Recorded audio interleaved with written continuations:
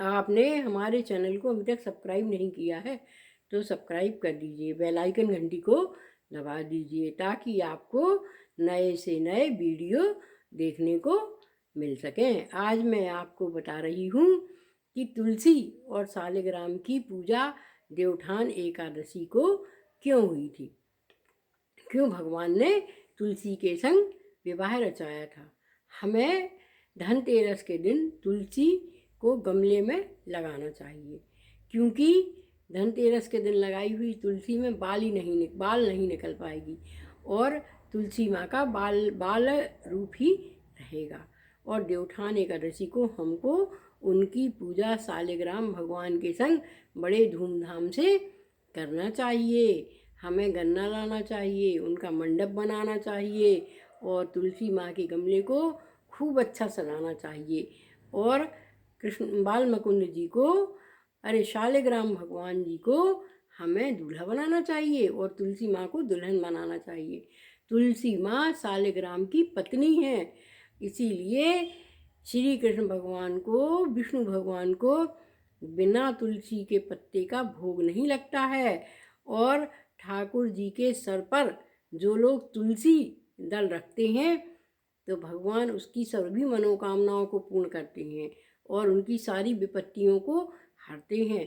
इसलिए हमें नित्य ही भगवान की पूजा करने के समय उनके सर पर तुलसी दल रखना चाहिए और उनके भोग में भी तुलसी दल डालना चाहिए। कहते हैं 56 भोग 36 व्यंजन, बिन तुलसा हरि एक न माने।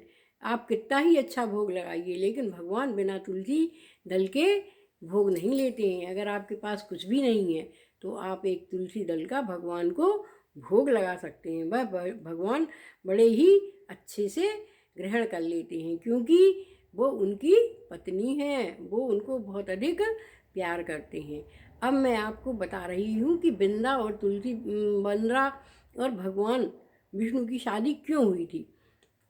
जब जलंधर ने शंकर जी के ऊपर आक्रमण कर दिया, क्योंकि वो पार्वती जी के रूप को देखकर बहुत मोहित हो गया था, तो शंकर जी ने विष्णु भगवान को अपने मदद के लिए पुकारा। तो विष्णु भगवान पहुंच गए और उन्होंने कहा कि मैं ध्यान करता हूँ। ध्यान लगाया तो उन्हें मालूम चला कि उसकी पत्नी, जलंधर की पत्नी वृंदा बड़ी सती है। तो उन्होंने भगवान से कहा कि हे प्रभु, जब तक हम वृंदा का सतीत्व कम नहीं करेंगे तब तक हम जलंधर को नहीं मार पाएंगे। तो उन्होंने कहा ठीक है, आप उनका सतीत्व कम कीजिए। तो विष्णु भगवान ने साधु का रूप बनाया और वृंदा के शहर पहुंच गए। वृंदा ने पता चला तो वृंदा साधु जी से मिलने गई और पूछा, हे प्रभु, हमारे पति किस रूप में हैं, बताइए। तो भगवान ने ध्यान लगाया, 2 बंदर आए, एक ढड़लाया एक सरलाया, और भगवान ने बताया कि आपके पति की तो मृत्यु हो चुकी है। तो वृंदा विलाप करने लगी और विलाप करते करते उसने कहा, प्रभु आप बहुत ज्ञानी हैं, आप हमारे पति को जीवित कर दीजिए। तो भगवान ने फिर ध्यान लगाया और भगवान जाके उस शव में प्रवेश हो गए। वह शव जीवित हो गया। वृंदा ने सोचा कि मेरा पति ही जीवित हो गया है, अतः वृंदा ने अपने पति समझकर उनसे क्रीड़ाएँ की और उसका सतीत्व कम हो गया। एक दिन वृंदा ने जान लिया कि ये मेरे पति नहीं है, तो वृंदा ने भगवान को श्राप दे दिया कि आप भी अपनी पत्नी के वियोग में वन वन भटकोगे और ये बंदर ही आपकी सहायता करेंगे। तब भगवान और वृंदा सती होने लगी। तो भगवान ने कहा कि देखो वृंदा, हमने तुम्हारा सतीत्व कम किया है, हम तुम्हें बहुत प्यार करते हैं, पर हमारी मजबूरी है कि हम इस जन्म में आपको नहीं अपना सकते, क्योंकि आप किसी और की पत्नी हैं। अब हम जब जन्म लेंगे तब हम आपसे शादी करेंगे। और भगवान को बैराग हो गया। तो भगवान ने बैराग ले लिया। लक्ष्मी जी परेशान रहने लगी। तो सभी देवियों ने 3 बीज बोए। पार्वती जी ने जो बीज बोया उससे तुलसी हुई, और सरस्वती जी ने जो बीज बोया उससे आंवला हुआ, और लक्ष्मी जी ने जो बीज बोया उससे कटेरी हुई। तो विष्णु भगवान को 2 वृक्ष बहुत प्रिय हुए, तुलसी और आंवला।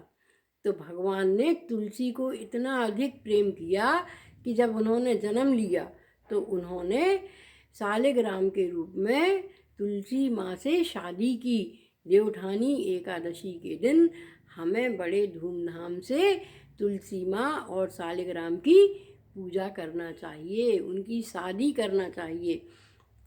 और पूरे कार्तिक के महीने में हमें तुलसी का पूजन करना चाहिए। अगर हम तुलसी का पूजन पूरे कार्तिक के माह में करते हैं, उनको दीपक रखते हैं, उनका श्रृंगार करते हैं, उनको अच्छे से पूजते हैं, भोग लगाते हैं, संध्या को भी शुद्ध घी का दीपक रखते हैं, तो भगवान बहुत खुश होते हैं और हमारी सारी ही विघ्न बाधाओं को हरकर हमें मनोवांछित फल देते हैं। हमें वैकुंठ की प्राप्ति होती है। इसलिए हमें कार्तिक के महीने में जो है राधा कृष्ण के संग संग और तुलसी माँ की भी पूजा करना चाहिए। तुलसा महारानी नमो नमो, हरे की पटरानी नमो नमो, तुलसा महारानी नमो नमो। इस तरह से हमें माँ का आरती करते हुए परिक्रमा भी लगाना चाहिए और हमें माँ की हर तरह से सेवा करना चाहिए। उनको दूध भी चढ़ाना चाहिए और चावल चढ़ाना चाहिए, जिससे हमारे घर में धन धान की कभी भी कमी नहीं होती है। बोलिए शालिग्राम भगवान की जय, तुलसी मैया की जय, श्री कृष्ण भगवान की जय, कार्तिक माह की जय, सभी देवी देवताओं की जय जय सीताराम।